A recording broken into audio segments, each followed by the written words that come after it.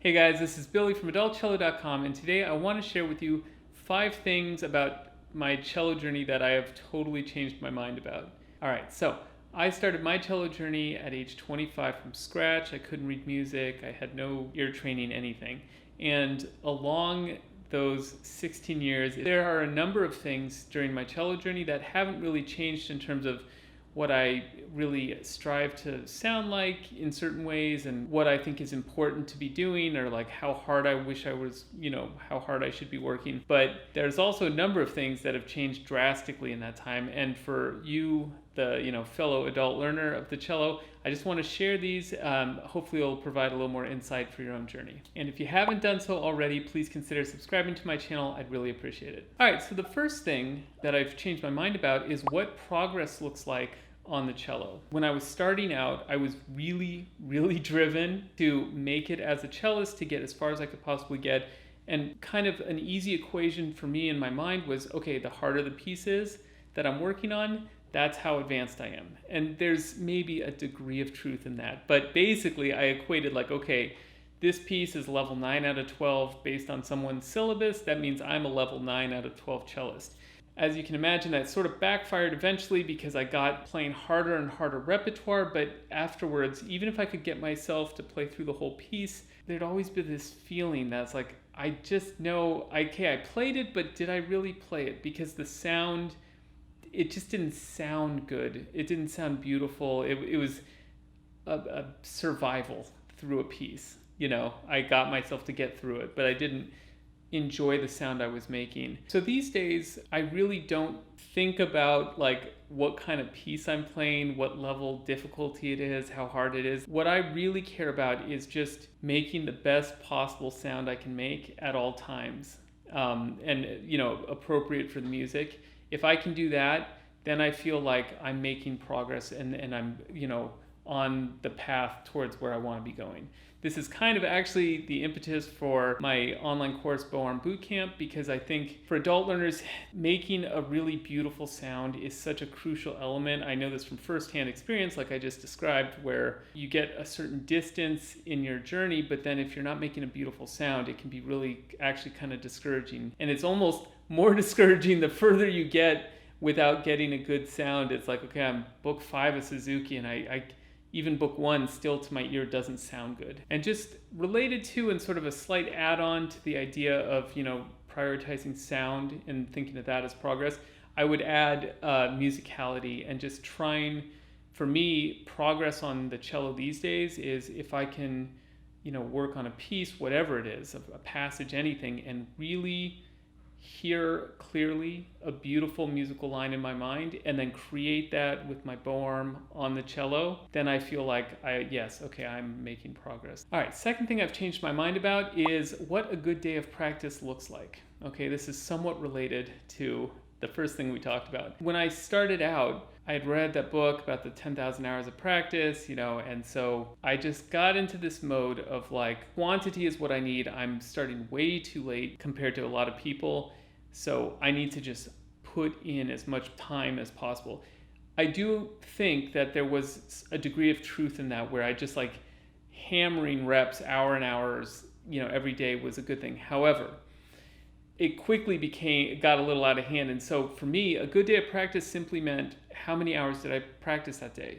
Not even how good was my practice, just, I put 6 hours in today, I put 5 hours in. Wow, that was a great day of practice. As I've gotten further in my journey and I've kind of been able to step back and kind of prioritize my thinking and my approach to practicing, I'm very different these days. It's very much unrelated to how much I've practiced in terms of minutes, and it's more setting very clear goals, even in a tiny little frame of 30 minutes because I'm squeezing it in between teaching, but really having concrete goals and making progress in one area that I've really focused on. So that could be, I spend 30 minutes working on a particularly difficult shift in a piece I'm learning. And if you look at it, you could say that basically you spent 30 minutes on 2 notes. But it's the coordination between the 2 hands, making it feel very, very comfortable and also sound very, very musical.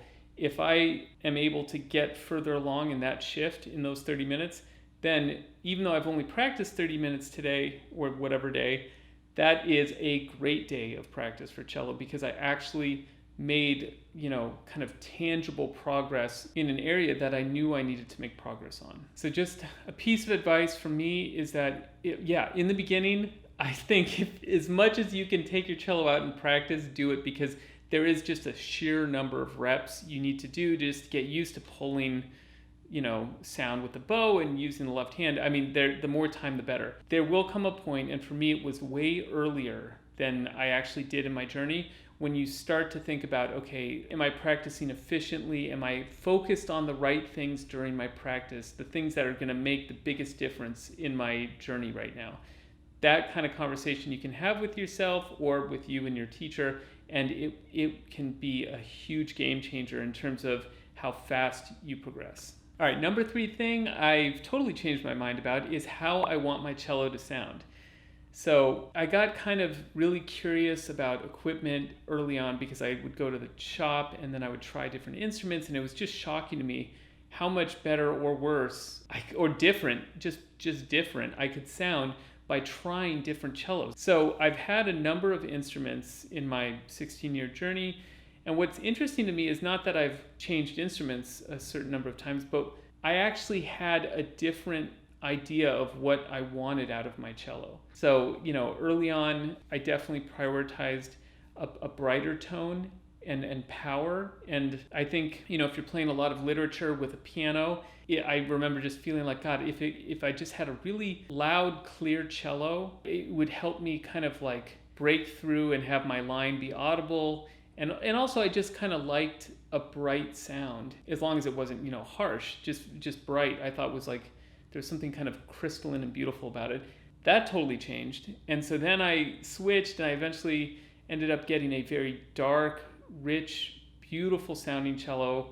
It was actually a British cello. It was very old, and unfortunately, when I got it, I didn't know about this, but it had a lot of damage that wasn't disclosed to me. So I ended up having to return it. The sound was kind of hauntingly beautiful and sort of like kind of sad in nature. Not that all the cello music I wanted to make had to be sad, but just had that kind of character of maybe like nostalgia. And then when I had to give that back, I just found a cello that I thought was like a really safe, good, great sounding cello. And then finally now I've got my new cello from Florence, and I think this has been the closest I've ever gotten to my ideal instrument in terms of the sound I want to hear, where it's just, even though it's brand new, I'm the only person who's ever played on it, and I only picked it up a few weeks ago. It's just got so much kind of character, but it has that sort of aching beauty that I missed when I had to return that older instrument that I had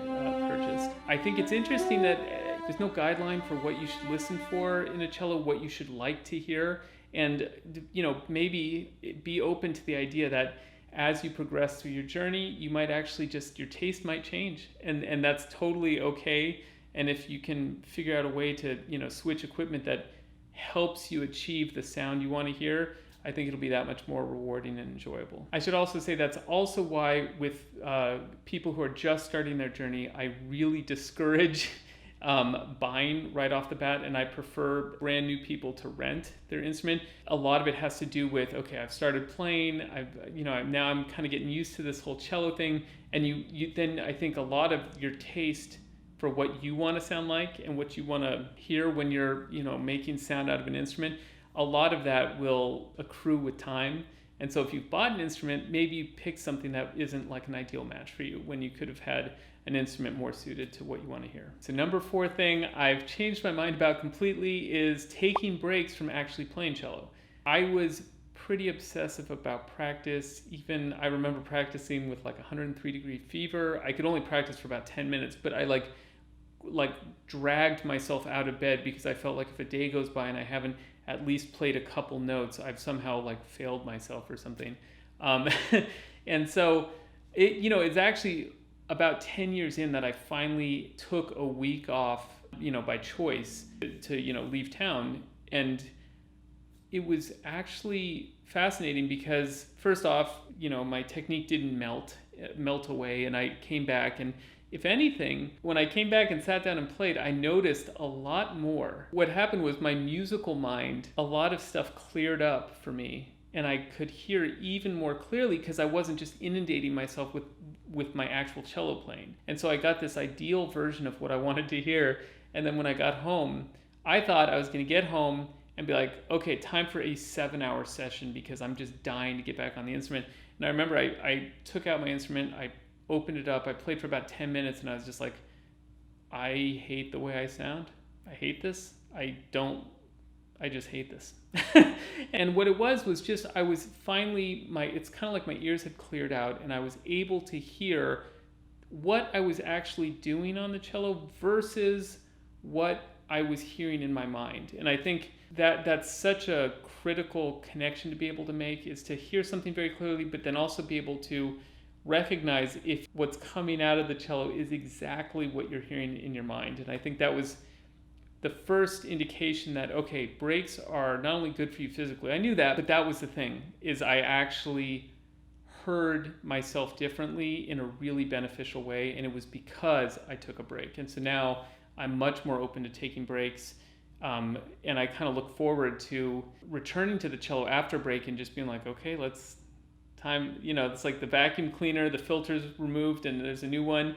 Let's just suck up all the sound and see what I'm actually doing, because I think I'll hear it better. So I've been talking primarily about music, but I must also say that the other thing I really notice are physical habits, and I mean bad ones.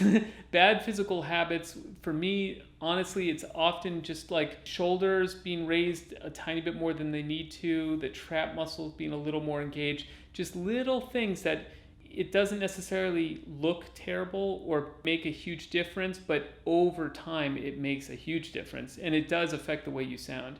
And when haven't played in a week and I feel loosey-goosey, everything's great, and I start to play and I'm like, oh, I never feel like this when I play. And everything feels relaxed because I'm just warming up, and I haven't just developed this like little tiny set of habits that I have physically. And I think that's really helpful as well, especially for adult learners. So bottom line, yes, you can take breaks from playing cello, and often they are a great source of growth and learning. All right, and finally, number 5 thing I changed drastically my opinion on was hiding the fact that I started as an adult. I've mentioned this before in a video right here called My Dirty Little Secret.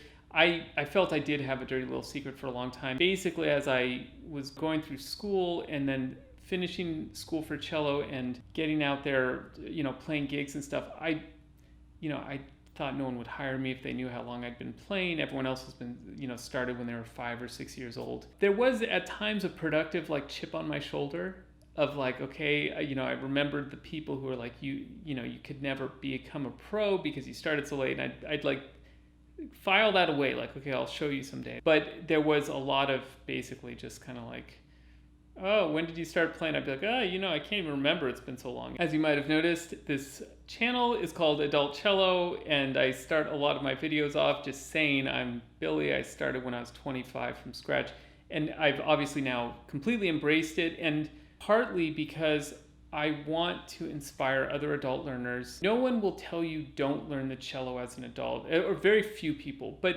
very few people will say that the sky is the limit for what you could achieve if you start later in life. And I truly believe that with the right knowledge and, enough determination and learning about yourself and how you learn, and kind of being efficient and working hard, it's incredible what you can achieve if you just put your mind to it and believe in yourself that, it's truly not too late, okay, to become a great player.